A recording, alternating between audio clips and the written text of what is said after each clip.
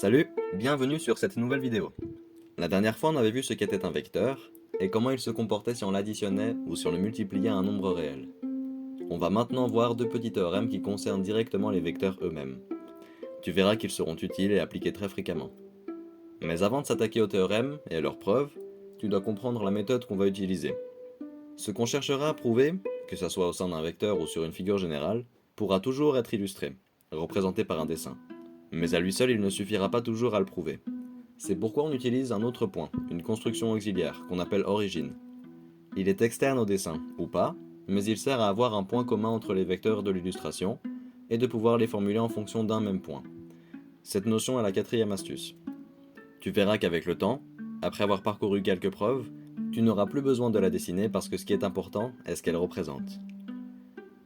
Le premier théorème qu'on va voir est la relation de Chasles. Ce que ce théorème nous dit, c'est que l'on peut toujours décomposer un vecteur en deux autres, en utilisant un point intermédiaire, donc une origine. Concrètement, il nous dit que si A, B et O sont trois points sur le plan, alors le vecteur AB est égal au vecteur OB moins OA. Comme je le disais, le point O est n'importe quel point autour du vecteur ou sur lui, et peut même être égal au point A ou B. En utilisant ce que l'on a dit dans la première vidéo, on peut écrire le vecteur AB de cette manière. Vecteur AB est égal à AO plus OB. En gros, on passe par O. On avait vu comment trouver le vecteur résultant, maintenant on fait l'inverse pour le décomposer. Si tu te souviens aussi de ce qu'on a dit sur les vecteurs opposés, le vecteur AO est égal au vecteur moins OA. On inverse les lettres, puis on met un moins pour revenir au vecteur initial. Donc, vecteur AB est égal à moins vecteur OA plus vecteur OB. On a aussi vu que le vecteur A plus B est égal au vecteur B plus A. C'est la commutativité de l'addition des vecteurs. On peut interchanger les vecteurs en les additionnant. Donc moins vecteur OA plus vecteur OB est égal à vecteur OB plus moins vecteur OA qu'on peut simplement écrire vecteur OB moins vecteur OA.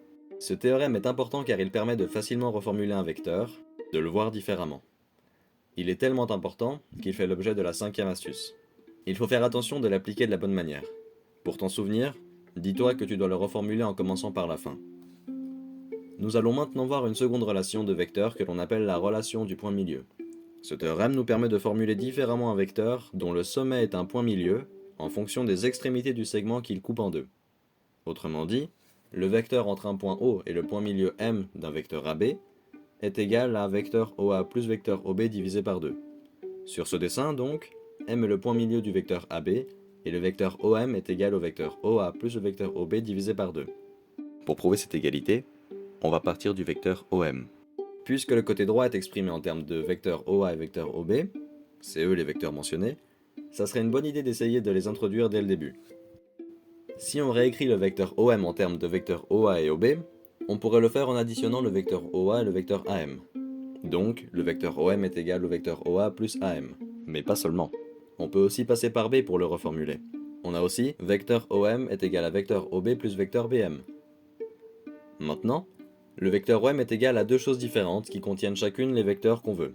On a évidemment le droit d'additionner chacun des côtés. À gauche, on a deux fois le vecteur OM, et à droite, on a cette longue ligne. Mais que donne l'addition du vecteur AM et du vecteur BM? Et chacun appartient au même vecteur, donc ils ont la même direction, et chacun a la même longueur, à savoir la moitié du vecteur AB. La seule chose qu'ils ne partagent pas, c'est leur sens. Dans la première vidéo, on a vu que de tels vecteurs s'annulent, et donnent le vecteur 0. On peut donc facilement le voir ici, si on part du point A et qu'on vient jusqu'à M, et qu'on fait le trajet du retour, on revient à A. Donc, il nous reste plus que cette ligne. Les deux vecteurs s'annulent. On n'a plus qu'à diviser par 2 de chaque côté, et on a fini. Si on regarde notre dessin, les vecteurs OA et OB forment un parallélogramme, dont l'une des diagonales est le vecteur AB. L'autre est, si l'on reprend cette étape de notre équation, 2 fois le vecteur OM. Donc, le vecteur OM est la moitié de la diagonale du parallélogramme fait par les vecteurs OA et OB. Ce théorème est aussi très important pour reformuler des vecteurs lorsqu'ils sont exprimés en termes de point milieu. Il est le sujet de la sixième astuce. Voilà pour cette vidéo. J'espère qu'elle t'a aidé à comprendre la relation de Chasles et celle du point milieu. Dans la prochaine vidéo, on va se pencher beaucoup plus sur le parallélogramme formé par deux vecteurs et certains théorèmes qui en découlent.